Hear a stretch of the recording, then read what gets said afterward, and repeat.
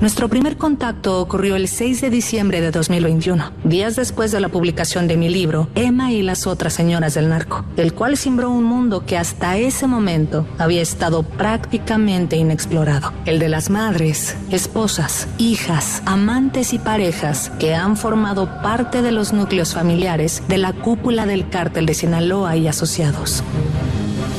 Pues ya tenemos matrimonio, ¿y para cuándo el anillo? No, pues no, ya, y somos novios. Ah, pues que le dijo Arturo, somos novios. Él estaba entusiasmadísimo en ese momento con ella. ¿Por qué? ¿Te dijo por qué? Porque Galilea sí es el prototipo de mujer que le gusta a Arturo. Con Arturo Beltrán Leiva. Con Arturo Beltrán Leiva. Y eso es una mentira, señores. Si tanto esta señora habla de que hay un catálogo de Televisa donde las actrices nos prostituimos o nos ofrecemos como damas de compañía o como acompañantes de desayunos o comidas o lo que sea, que lo compruebe. Carla Luna fue la persona que se involucró con Arturo Beltrán Leiva. Yo me enteré de esa relación en el año 2008, que fue la misma Carla Luna que me lo comentó. Y tengo testigos de eso, no solamente lo supe yo, tengo testigos de eso. Y también en ese mismo año fue cuando ella me dice que vuelve con América.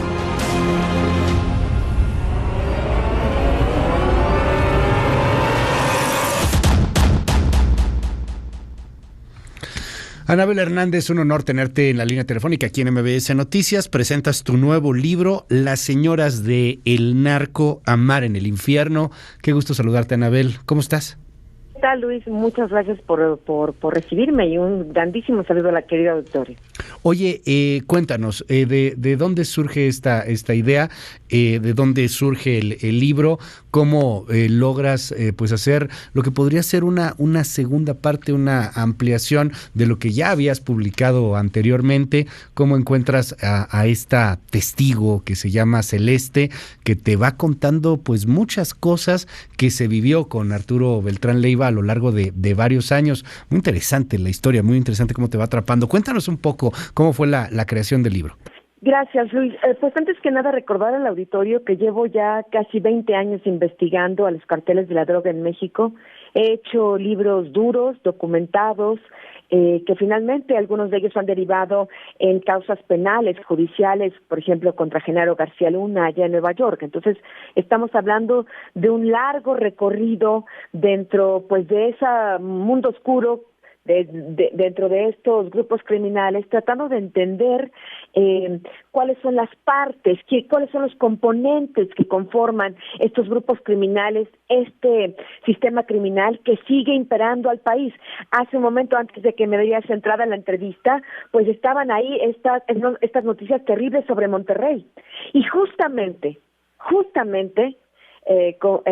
lo que narra Celeste, lo que narra de los 10 años que fue pareja sentimental de Arturo Beltrán Leiva, Celeste, que es la protagonista de este libro, Celeste, que es una mujer que estuvo justamente en esos infiernos, que fue parte de ese grupo criminal, que era pareja sentimental de Arturo Beltrán Leiva, su confidente, su amiga, una madre de una de sus hijas, y bueno, ella justamente habla de toda esa descomposición que se gestó en esa época en Monterrey, en Guerrero, en la Ciudad de México y en muchísimas otras partes de nuestra república, donde se generaron una serie de células, de grupos criminales que contaban con el apoyo de los diferentes gobiernos, dependiendo de qué estado se tratara, y por supuesto del respaldo de muchas áreas del gobierno federal. Realmente es gracias a este testimonio de Celeste que el lector puede entender estos 10 años cruciales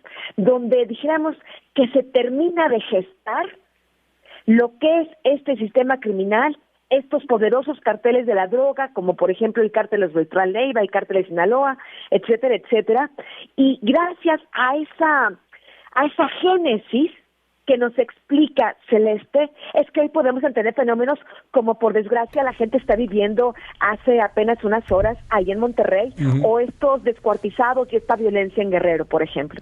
Muy interesante porque a lo largo del libro vamos conociendo muchísimo de la historia del narcotráfico en este país, el asunto de cómo se fue formando la federación, el asunto del poder que tenían los chapos, la unión que hubo de los chapos, o del Chapo en particular, con los Beltrán Leiva, etcétera, pero pues con todo todo este asunto que es lo que genera también una atracción importantísima a la obra, Anabel, y es la participación de estas mujeres, particularmente de la farándula, del espectáculo, que se vieron involucrados concretamente con los Beltrán Leiva, y los testimonios que da Celeste, pues que los vivió, que las vio, que vio el poder que tenían, que superaba pues cualquier cosa imaginable, ¿no? O sea, si al señor perdón por ser así, pero si al señor se le antojaba tener a tal o cual persona para poder compartir algo, simplemente contactaba y se las llevaba, ¿no? O sea,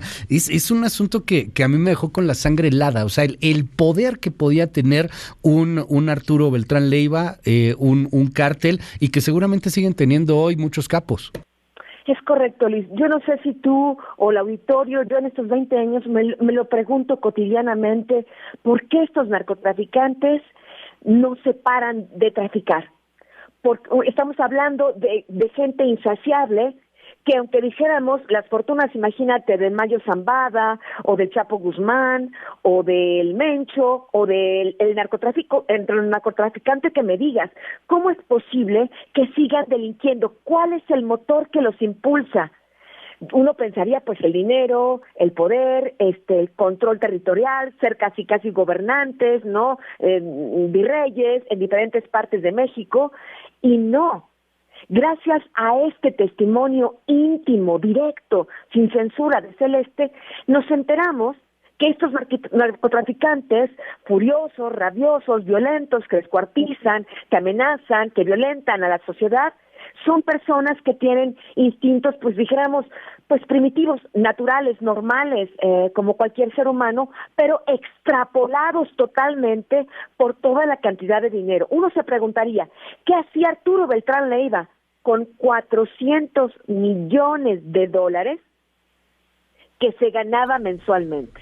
Bueno, una parte de esos millones, y lo explica claramente Celeste, e incluso narra cómo Arturo Beltrán Leiva se quejaba de que pues él en realidad era una marioneta, que en realidad los dueños del negocio era el gobierno federal. Y no olvidemos que en ese momento el gobierno federal estaba encabezado por, sobre todo en la parte cumbre de Arturo, que estamos hablando entre el 2007 y 2008, estamos hablando que era el gobierno de Felipe Calderón, con este secretario de Seguridad Pública, Genaro García Luna, que iba, visitaba a Arturo Beltrán Leiva. A Celeste le consta, Arturo le dio 2 USBs, donde le entregó información de conversaciones grabadas, de acuerdo a lo que señala Celeste, y que fueron entregadas al FBI, con Genaro García Luna y, por ejemplo, Felipe Calderón. Es parte de la información tan claro, importante que tiene Celeste, que le confió Arturo Beltrán Leiva. Entonces, cuando uno se pregunta, ¿qué hace con estos 400 millones de dólares? Sí, pagaba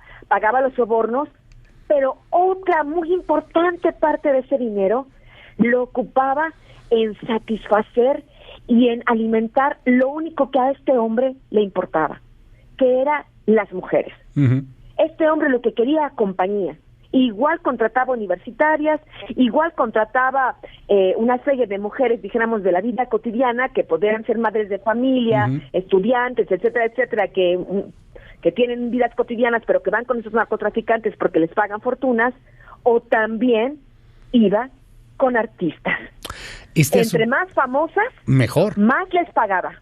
Y mucho mejor, porque esta parte, como la narra Celeste y como vas tú dando pues esta historia, Anabel, llama poderosamente la atención, y de pronto te pones un poco en el lugar de ciertas artistas o de ciertas personas, en donde llega un hombre tan poderoso como el Barbas, como Arturo Beltrán Leiva, y te está ofreciendo una millonada, una cantidad irrisoria, ingente de lana, de dinero, y pues en donde pareciera que no hay posibilidad de decir que no. O sea, o recibes la lana o le dices que no al señor Barbas.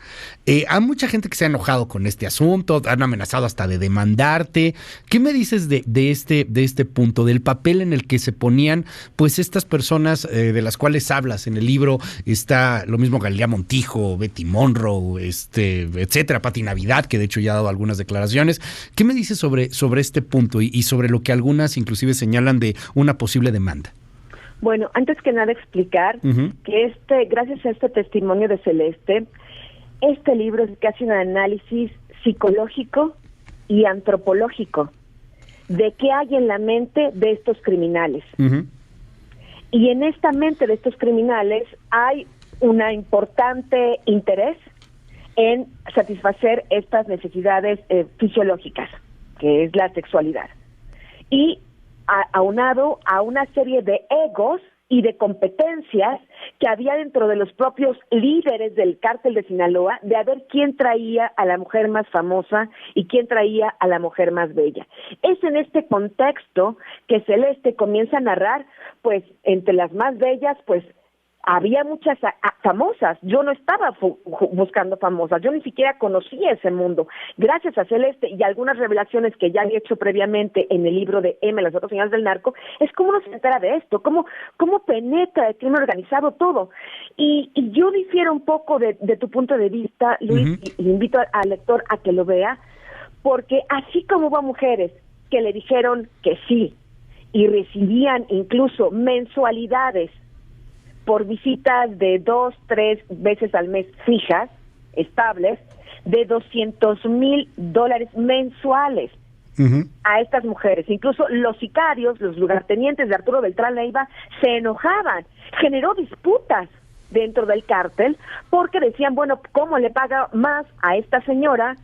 Y en vez de pagarme a mí, que yo estoy aquí las 24 horas del día jugándome el pellejo. Parecían cosas banales, pero todas estas disputas van descomponiendo los carteles de la droga, van generando, van dinamitando, van generando violencia. Claro. Entonces, así como hubo mujeres que dijeron que sí, Luis, hubo mujeres que dijeron que no. Y por cierto, lo acabas de mencionar, la señora Pati Navidad fue una de las que fue llevada engañada, y eso está en el libro claramente. Ella no sabía dónde estaba yendo, la engancha, porque además en este mundo hay enganchadores que pasan como gente decente, VIPs, chicas de la socialité mexicana, que un día están comiendo con juniors millonarios y están en la fiesta y están en los mejores bares y restaurantes, y por otro lado están enganchando mujeres para llevárselas a narcotraficantes, como es el caso de Violeta Vizcarra, una VIP de la Ciudad de México. Y por otro lado hay otros artistas masculinos que también, además de estar en la televisión y cantar y bailar y todo esto, se dedican también a reclutar mujeres de su propio gremio del espectáculo para llevárselas a Arturo. Pati le dijo que no. Pati fue enganchada, engañada, fue llevada a dar una serenata fingiendo un falso cumpleaños de Arturo Beltrán Leiva, que no lo era. Ella, cuando llega, ve todos estos hombres armados, canta de todos modos, evidentemente, y ella lo reconoce. Ella es una de las que ha reconocido exactamente con punto y seña lo que narra Celeste, canta de todos modos. Le habían ofrecido $30,000 y Arturo Beltrán Leiva la mete a un cuarto oscuro y le dice, pues no te pago si no eres más amable conmigo, dijéramoslo de esta manera, ¿no? Para ser eufemistas, para usar eufemismo. Y Pati dice no. Pati dice no, y dijo que no, gracias. Le ofreció un coche, no gracias. Le ofreció el triple, no gracias. Y se fue caminando tranquilamente con sus acompañantes. Y hubo mujeres que dijo que sí, y la estamos escuchando, la vemos caminar, respirar, que bueno, o sea, sí se podía decir que no. No es verdad que no se podía decir que no. No es el caso de, por ejemplo, muchachas universitarias, chicas, sabemos cómo estos hombres trafican mujeres, sabemos cómo las explotan. Entonces, para mí es muy inquietante, incluso como mujer me molesta, me genera realmente pues bastantes puntos para analizar de cómo estas mujeres VIP, las ricas, las famosas, a ellas sí las tratan como reinas, y a otras mujeres pobres o humildes o que no tienen prestigio, no tienen esa fama, las tratan como si fueran mercancía. De eso trata el libro. Esa es la denuncia. Hay un asunto ahí finalmente que me llama mucho la atención y que creo que vale la pena, además en este preciso momento, Anabel, en donde estamos recordando 9 años de la tragedia Ayotzinapa, 9 años de esta masacre que ocurrió allá en Iguala, en Cocula, de lo que pasó con los estudiantes, y es el hecho de que la misma Celeste pues tiene este origen en Guerrero, y que los Beltrán Leiva mucho tiempo estuvieron también ahí en Guerrero, inclusive inclusive pues manejaban todo lo que estaba pasando en este mundo del jet set, en estos situaciones de super ultralujo, etcétera. Hoy vale mucho la pena reflexionar sobre ese asunto, o sea, sobre lo que representó y sobre toda la podredumbre que hay alrededor y que continúa en la política, en el tema del manejo de los medios. El presidente, de hecho, creo que te mencionó hace un momento, diciendo que era pues una situación muy lamentable que se le comparara a él con Peña Nieto, porque él es distinto, pero pues pareciera que nada ha cambiado, ¿no? El gatopardismo, haz como que todo se mueve para que todo siga exactamente igual. ¿Qué me dices de este asunto de Ayotzinapa? Pues que tiene también mucho que ver el origen mismo de la protagonista de esta obra, Anabel. Oye, perdón, no me he escuchado, ¿Sí? Discúlpame que te interrumpa un poquito, no me he escuchado esta respuesta del presidente, Sí. Pero ¿por qué se ofende que lo compare con Peña Nieto si según él Peña Nieto es un demócrata? No debería ofenderse. Pues lo dijo el ¿No nos presidente hace unos momentos. ¿No nos dijo hace una semana que era un demócrata? Entonces ahora, ¿por qué se ofende el presidente? Que cuide sus palabras. Parte justamente de lo que se puedes realmente, del testimonio que Celeste reconstruye, tú ves ahí desfilar una serie de nombres, de personas que ella vio con sus propios ojos, o que escuchó hablar a Arturo Beltrán Leiva en speaker en el radio, porque hacía sus conversaciones de esta manera, sí. Arturo Beltrán Leiva, lo cual fue ratificado en el juicio contra Genaro García. Hablaba con Salvador Cienfuegos, un hombre que aparece hoy en los desfiles militares, en las inauguraciones del aeropuerto de Felipe Ángeles, al lado de Luis Crescencio Sandoval. Este hombre, dice Celeste, hablaba en speaker con Arturo Beltrán Leiva. Arturo Beltrán Leiva hablaba del Cienfuegos, como su amigo. Esta gente como Pedro Aces, que en aquella época primero era del PRI, y luego, según el Grande en su declaración, dice que era relacionado con Calderón. Bueno, este Pedro Aces, que fue senador, que es morenista, que fue senador por algún tiempo de Morena, que es un líder sindical al que el presidente va a sus eventos, le levanta la mano, le aplaude, claro, etcétera, etcétera. Bueno, este hombre era un operador de los Beltrán Leiva, y no muy lejanamente, estaba en el 2018, cuando este hombre sirvió como broker para que Celeste pudiera reunirse con Clara Laborina Archuleta, que era la esposa del H, de Héctor Beltrán Leiva. De ese nivel estamos hablando. Y Clara le dice que Pedro Aces era uno de sus operadores. Hace otro personaje importante en el libro, Joaquín Alonso Piedra, alias El Abulón, uno de los hombres que quería matar a Celeste, porque había una disputa de propiedades y de dineros ahí en Guerrero, que es el abuelo de uno de los hijos de la actual gobernadora, Evelyn Salgado. Entonces, esta señora morenista, gobernadora de Guerrero, que tiene este estado como está, uno puede entender por qué, tiene un conflicto de interés. Si tiene un padre que también trabajaba para los Beltrán Leiva, y si él tiene este abuelo de su hijo que también trabajaba para los Beltrán Leiva, no imagino cómo una persona con estos conflictos de interés puede intentar gobernar un estado como Guerrero. Y así tenemos, por ejemplo, personajes como Mar García Harfuch, hablando del 9º aniversario. Anabel, te pongo el audio de lo que dijo el presidente hace unos momentitos. Sí, con gusto. Ya lo pudimos ahí rescatar. Y esto fue lo que señaló, porque mira, cosa curiosa, o sea, hoy teníamos esta entrevista, pero bueno, te mencionó en la mañanera, qué interesante, escuchemos. Anabel Hernández dice que yo soy el responsable de estar creando una nueva verdad histórica, que estoy igual que el licenciado Peña Nieto, pues me llama mucho la atención, porque si hubiese continuado esta simulación, no hubiésemos llegado a nada. Queda al final lo que posiblemente querían estos simuladores, pseudo defensores de derechos humanos, vividores, gente que se aprovecha y saca beneficios del dolor humano, del dolor de la gente. Entonces, vamos a continuar con la investigación. Tengo el compromiso de que se aclaren las cosas. ¿Cómo ves?